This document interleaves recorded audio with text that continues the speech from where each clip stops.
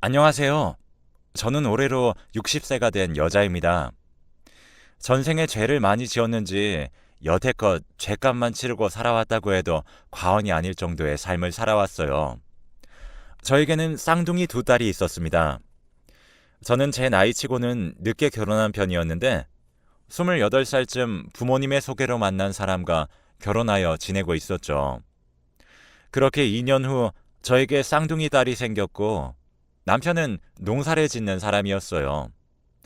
다정하지는 않지만 그래도 한 집안의 가장으로서 든든하게 해주는 사람이었죠. 그렇게 우리 딸들은 공부도 잘하여 고등학교에서도 서로 1, 2등을 다투는 그런 아이들이었습니다. 아이들은 서울권 대학을 가게 되었어요. 그때 제가 따라갔어야 했나 고민을 많이 했는데 집에 홀로 있을 남편을 생각하니 발길이 떨어지지 않았고 그래도 같은 대학교에 갔으니 둘이 서로 의지하며 잘 지내지 않았을까 싶더라고요. 그런데 저희 두 딸은 성향이 완전 달랐습니다. 첫째 딸은 내성적이고 말수를 아끼는 성격인 반면에 둘째 딸은 굉장히 활발하고 사람과 어울리기를 좋아하는 편이었죠. 또 저와도 사이도 무척 좋아서 제가 일주일에 한두 번은 꼭 딸들이 사는 자취방에 가서 같이 데이트도 하고 쇼핑도 하고 거의 한 몸처럼 지내던 사이였어요. 그래서 늘 주변 사람들의 부러움을 샀었죠. 그러던 어느 날 여느 때와 다름없이 주말에 딸들 집에 가려고 짐을 챙겨서 서울에 도착했습니다. 그런데 보통 토요일이라도 낮에는 도서관에 가서 나란히 공부하던 두 딸이었는데 첫째 딸이 이불을 머리끝까지 덮고 방에 누워 있더라고요. 그래서 지아야 하고 부르니 소스라치게 놀라며 바르르 떠는 게 아니겠어요. 저도 딸애가 그렇게 떠는 걸 보니 너무 놀라서 무슨 일이야 지아야? 왜 그래? 어디가 아파? 하고 물었더니 한 20분을 그렇게 말도 안 하고 떨다가 갑자기 평소와 똑같이 행동을 하더라고요. 그래서 지아야 왜 그런 거야? 그랬더니 지아는 저에게 엄마 놀랐지? 가끔 스트레스 받는 날이면 이렇게 오한이 드는 것 같이 떨릴 때가 있어. 그래서 이렇게 이불 덮고 누워 있으면 또 무슨 일이 있었냐 싶을 정도로 괜찮아지더라고. 하며 저를 안심시키며 웃더라고요. 저는 그때까지도 그냥 정말 그런 것일까 생각하고 말았습니다. 그러던 지아가 졸업하고 1년 정도 취준생을 하며 준비를 하더니 직장에 들어갔고 거기서 남자친구가 생겼다고 하더군요. 정말 내성적이고 사람 만나는 것도 별로 좋아하지 않았던 애라 남자는 만날 수 있을까 걱정했는데 둘째인 시아보다도 먼저 연애를 했다는 게 놀랍더라고요. 그렇게 막 사회생활을 시작한 지 1년 무렵 지아는 저에게 그 남자와 결혼을 하고 싶다고 했습니다.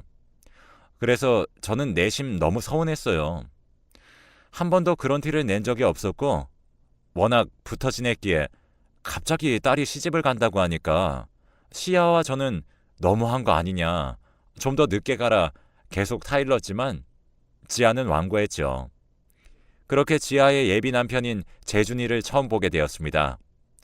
지아가 참 보는 눈은 있구나 싶었긴 했지만 그래도 딸이 조금 더 늦게 갔으면 싶어서 재준이를 따로 불러 우리 딸 너무 일찍 가는 것 같다고 아쉬우니 3년만 더 기다렸다가 가는 건 어떠냐고 물었어요. 그랬더니 재준이는 지아가 사실 공황장애를 앓고 있어요. 라고 말하는 게 아니겠습니까? 저는 공황장애라는 말을 별로 들어보지를 못해서 어버버 하고 있었죠.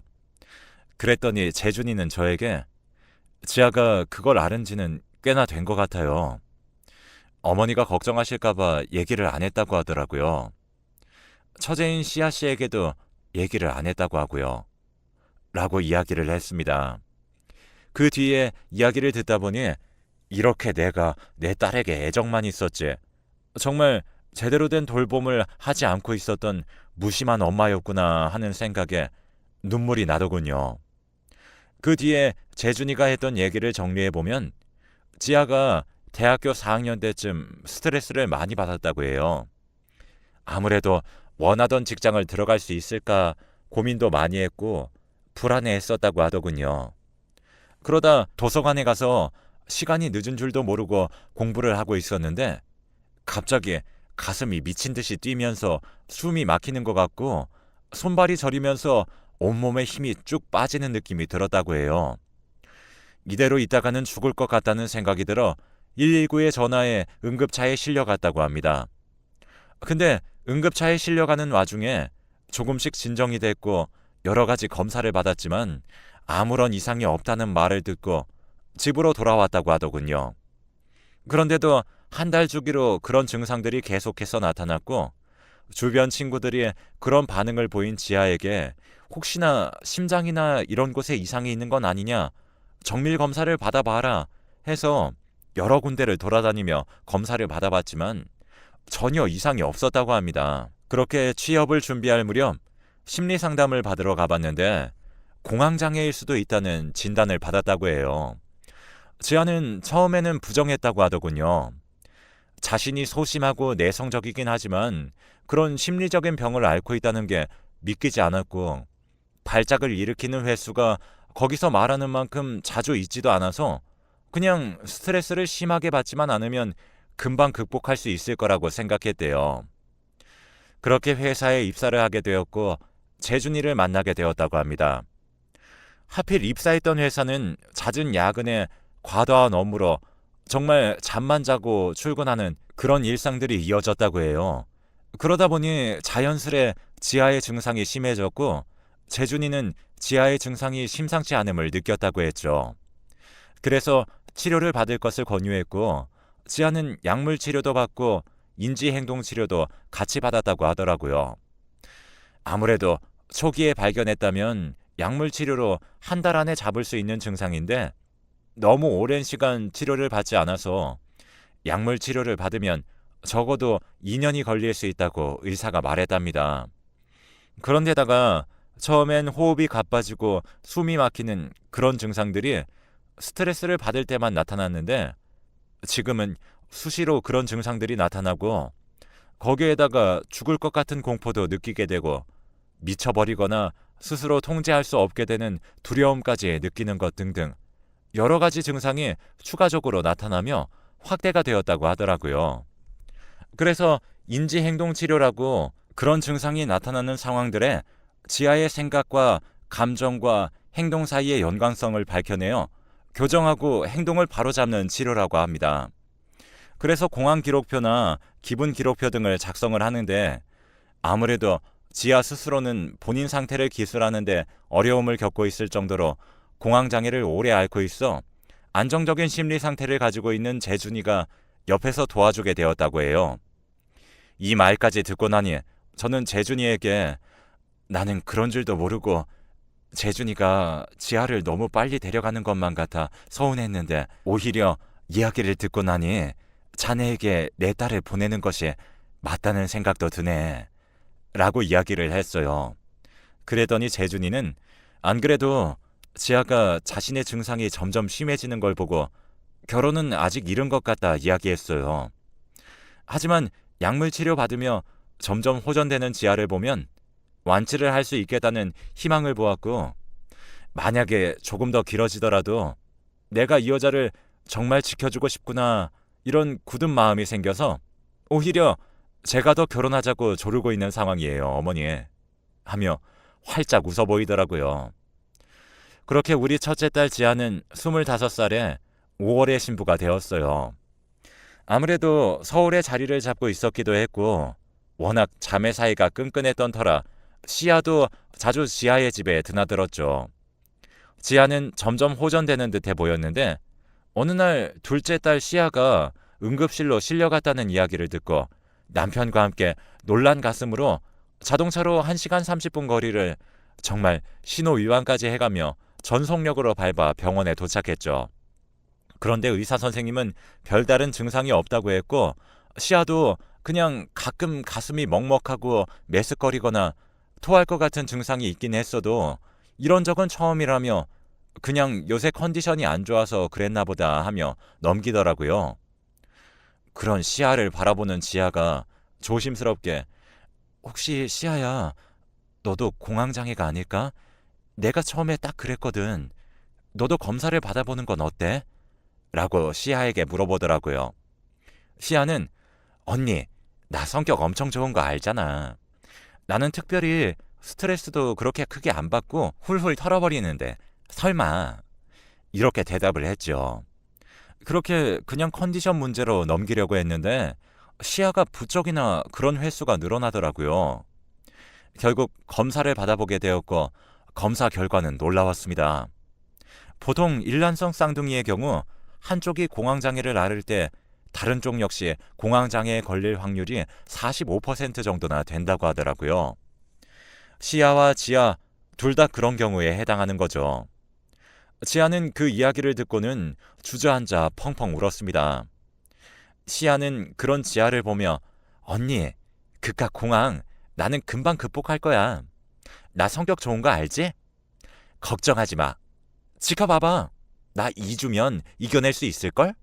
하며 너스레를 떨었고 지아도 성격 좋은 시아를 보며 그래, 너는 나랑 달리 분명 금방 나아질 거야.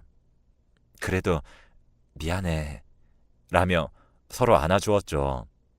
그러고 보니 옛날에는 이런 병명은 없었지만 저희 친정 아버지도 비슷한 증세를 몇 번 보이셨던 것 같습니다. 친정 아버지는 제가 살고 있는 집에서 10분이면 가는 거리에 살고 있었어요. 결혼한 후에도 늘상 찾아뵙고 밥도 자주 먹었었고 시아와 지아를 정말 너무 예뻐하셨죠. 그런 아버지를 가끔 보고 있다 보면 숨을 헐떡거리시며 가슴을 부여잡고는 방으로 들어가시기도 했습니다. 아버지도 검진을 받으셨지만 건강에는 이상이 없었다 보니 별다른 치료 방법을 모른 채 그렇게 지내셨죠. 그래서 사람을 그렇게 좋아하던 아버지가 사람들이 집에 다수가 찾아오면 그런 증상들을 보이셨고 그러다 보니 사람들이 찾아오는 걸 점점 꺼려 하시더라고요. 그러다 사람들이 찾아오지 않아도 그런 증상들이 조금씩 찾아왔습니다. 그런데 엄청 심각할 정도는 아니었고 10분 정도 쉬시면 또 괜찮아져서 대수롭지 않게 여기셨죠. 그런데 어느 순간부터 증상이 나타나는 빈도가 매우 잦아져 걱정스러울 무렵에 제가 쌍둥이를 낳았어요. 아버지는 손녀들을 보고 기운을 차리신 건지 증상들의 빈도가 확연히 줄어들었죠. 그래서 아버지는 시아와 지아를 이런 복덩이들 하면서 그렇게도 예뻐하셨습니다. 그러다 갑자기 어느 날 불의의 사고로 돌아가셨죠. 아무튼 다시 지아와 시아의 이야기로 돌아가자면 지아는 시간이 흘러 예쁜 딸아이를 낳았어요. 시아는 조카 바보가 되어 더 부쩍 지아와 가깝게 지냈죠. 그렇게 시아도 지아도 아이들이 태어난 이후로 공황장애와는 점점 멀어지는 듯 보였습니다. 그런데 어느 날 시아가 계속 속이 메스껍고 이상하다며 토를 자주 하기 시작하더라고요. 마치 입덧처럼 말이죠. 그걸 본 전 처음엔 공황이 또 찾아왔나 싶어서 약을 먹이려고 했어요. 그런데 시아가 가만히 생각에 잠기더니 갑자기 급하게 집을 뛰쳐나가더라고요. 한참 뒤 집으로 돌아온 시아의 손에는 임신 테스트기가 하나 들려 있었습니다. 내밀길래 자세히 들여다보았죠. 두 줄이더군요. 심장이 덜컥 내려앉았습니다. 저는 시아에게 이게 무슨 일이니? 연애도 안 하던 네가 무슨 일이냐? 물으니 시아는 자주 클럽에 놀러 가는데 그때 만난 남자의 아이를 가지게 된 것 같다고 이야기하더군요. 저는 당연히 반대했어요. 하루라도 빨리 아이를 지우자고 했죠. 시아는 그런 저의 손을 뿌리치며 엄마, 나 예전부터 말했잖아. 결혼은 하지 않아도 좋지만 아이는 낳고 싶다고. 어차피 남자한테 관심도 없었어. 오히려 나에게 임신이 축복처럼 느껴져. 그냥 이에 낳아서 애랑 둘이서 살래. 나 그럴 만한 능력도 돼. 라며 저를 차분히 설득하더군요. 워낙 본인이 한번 마음을 먹으면 해내는 시아였기에 시아의 뜻을 따라주기로 했습니다. 그렇게 시아와 지아는 1살 차이 나는 아이들을 낳아 이제는 가끔 저희 부부가 살고 있는 시골집을 놀러 왔었죠. 그렇게 행복하고 단란한 시간이 흘렀습니다. 그러던 어느 날 정말 시간을 되돌리고 싶은, 제 목숨을 팔아서라도 돌리고 싶은 그런 날이 있었어요. 재준이가 시아와 지아에게 아이를 맡아줄 테니 자매끼리 1박 2일로 여행이라도 다녀오라고 했나 봐요. 고민하다가 시아와 지아는 차라리 엄마 얼굴이나 보고 오자, 간 김에 농사도 도와드리고 와야겠다 하며 저희 집으로 오는 날이었죠. 그날 비극이 일어났습니다. 갑자기 재준이가 제게 전화를 걸었더라고요. 재준이는 저에게 시아와 지아 아직 도착 안 했나요? 라고 물어보았죠. 저도 그제서야 시계를 쳐다보니 아침 11시에 출발했다던 시아와 지아였는데 벌써 오후 2시가 넘었더라고요. 그래서 저는 재준이에게 애들 가끔 요 근방에 주차해두고 산책도 하고 오잖아. 그런 것 아닐까? 걔들도 수다 떨기 시작하면 전화도 잘 안 받잖니? 라고 말을 했더니 재준이가 저에게 오늘 지아가 이상한 말을 했다며 이야기를 들려주더라고요. 지아가 시아와 함께 저희 집으로 출발하기 전날 밤에 꿈을 하나 꿨대요. 그런데 그 꿈에 제 아버지, 즉 자매의 할아버지가 나온 거죠. 지아와 시아는 오랜만에 만난 할아버지가 반가워서 펄짝펄짝 뛰면서 안기려고 가까이 다가갔는데 갑자기 할아버지가 떼끼 놈아, 여기가 어디라고 와? 썩 돌아가! 하며 무섭게 화를 냈대요. 그래서 지아는 무서워서 뒷걸음질을 쳤지만 시아는 빵긋빵긋 웃으며 할아버지 너무 보고 싶었어요 하며 폭 안기더랍니다. 그러면서 시아가 지아를 보고 언니 빨리 와, 할아버지가 이놈 이렇게 화를 내도 이렇게 좋아하시잖아, 얼른 와, 이러더래요. 그런데 이때 제 아버지가 니들이 이렇게 원하니 어쩔 수가 없는 모양이구나. 우리 딸 불쌍해서 어떡하니? 딸에게 미안해도 어쩔 수가 없다 하며 그렇게 셋이서 서로 손을 잡고 강을 건너는 꿈이었다고 하더라고요. 그래서 재준이는 너무 찝찝한 꿈을 꾼 것 같으니까 다음에 가면 안 되냐고 했대요. 하지만 시아가 형부, 언니가 개꿈 꾼 거야. 우리 할아버지가 크게 벼농사를 지었는데 그게 이번에 아주 풍년이 되려나 보지. 돌아올 때 좋은 쌀 가지고 올라갈게. 알았지? 하며 넘겼대요. 재준이는 그런 시아의 농담에 안심이 되어 운전 조심히 하라고 한 뒤 끊었다더군요. 그러고 도착할 시간이 넘었는데도 시아랑 지아 둘 다 전화가 되지 않는다며 정말 아무 일 없는 게 맞겠죠, 어머니? 라고 이야기를 마치는데 저도 갑자기 불현듯 며칠 전에 꿈에 나타났던 아버지가 생각나더라고요. 아버지는 제게 알 수 없는 말을 했습니다. 아버지는 본인이 평생 가꾸신 벼농사를 짓는 논에 앉아 계셨어요. 그러더니 뒤에 서 있는 절 눈치채셨는지 그동안 잘 지냈니? 시아와 지아가 참 잘 자랐더구나. 나 때문에 그런 병을 앓은 것 같아 참 마음이 무거웠단다. 내가 겪어봤지만 그거 정말 몹쓸 병이더구나. 그래서 내가 죽었던 날 오히려 잘 됐다는 생각에 들지 뭐냐 하며 웃음을 터뜨리셨어요. 아버지는 그 병은 죽어서나 치료되는 몹쓸 병이지 라는 말을 마지막으로 하셨고 저는 꿈에서 깼어요. 저는 재준이가 들려준 지아의 꿈 이야기와 제가 꾼 꿈이 예사롭지 않은 꿈이라는 걸 깨달았습니다. 그래서 헐레벌떡 아버지가 지내셨던 집으로 뛰어갔어요. 저는 너무 놀라 주저앉아 버렸습니다. 아버지는 집의 담벼락에서 돌아가셨거든요. 그래서 그 집을 처분하지 않고 그대로 내버려 두었는데 지아와 시아가 저희 아버지와 똑같은 모습으로 죽어 있는 것이 아니겠어요. 저희 아버지 집은 내리막길에 있었는데 아버지가 밤에 논에 들렀다가 오는 길에 갑자기 내리막길에서 브레이크가 밟히지 않아 그대로 담벼락에 부딪혀 돌아가셨거든요. 그런데 아버지가 죽었던 그 담벼락 거기 그대로 아이들 차가 박혀 있는데 정말 믿기지가 않더군요. 저는 바로 119를 불렀지만 이미 늦었습니다. 시아와 지아도 그 자리에서 눈을 감았습니다. 부모가 죽으면 무덤에 묻고 자식이 죽으면 가슴에 묻는다고 하죠. 저랑 남편은 2년 동안 정말 살아있어도 살아있는 것이 아니었어요. 매일같이 아이들이 죽었던 곳을 찾아가 국화꽃을 놓고 왔고 그곳에 주저앉아 펑펑 울었죠. 저희가 기운을 차릴 수 있었던 이유는 재준이 덕이 큽니다. 저희가 정신을 놓고 사는 동안 재준이는 자주 시아와 지아를 쏙 빼닮은 아이들을 데리고 저희를 보러 내려왔어요. 막상 눈앞에서 시아와 지아를 쏙 빼닮은 아이들을 보니 정신을 차려야겠다고 생각을 했죠. 재준이는 그 사이 시아가 낳은 딸을 본인 호적에 옮겨두었다고 했습니다. 정말 재준이에게는 평생을 잘해주어도 모자랄 그런 은혜와 사랑을 받았네요. 저희도 그동안 모아온 재산의 일부를 재준이에게 넘겼습니다.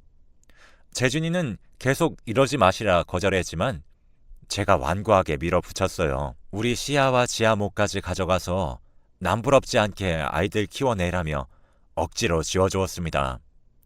아마 시아와 지아도 그걸 바랐을 거예요. 홀로 아이를 키운다는 게 쉬운 게 아닌데 거기다가 자기 아이도 아닌 시아의 딸을 거둬들인 것을 보면 재준이는 저희 부부에게 정말 은인입니다. 아직은 사고 당시의 장면을 떠올리는 것조차 힘들고 가슴이 저려요. 할 수만 있다면 시간을 돌리고 싶은 마음이 굴뚝 같습니다. 그런데 그런 생각이 들 때마다 아버지가 꿈에서 했던 말이 생각나곤 해요. 죽어서야 치료되는 몹쓸 병이라고 했던 말이요. 아마 아버지는 너무 괴로워하는 시아와 지아를 보며 어쩔 수 없구나 하며 데리고 간 게 아닐까 싶어요. 너무 마음 아프지만 한편으로는 이제 드디어 아이들이 고통으로부터 자유롭게 되었구나. 정말 자유로운 몸과 정신으로 행복하게 지내고 있겠구나 싶기도 합니다. 저도 남편과 재준이와 함께 아이들을 잘 키워내고 나중에 하늘에 가서 시아와 지아가 너무 고생했어 하며 꼭 안아주는 그날을 기다리며 저는 오늘도 충실히 살아내고 있습니다. 긴 사연 들어주셔서 감사합니다.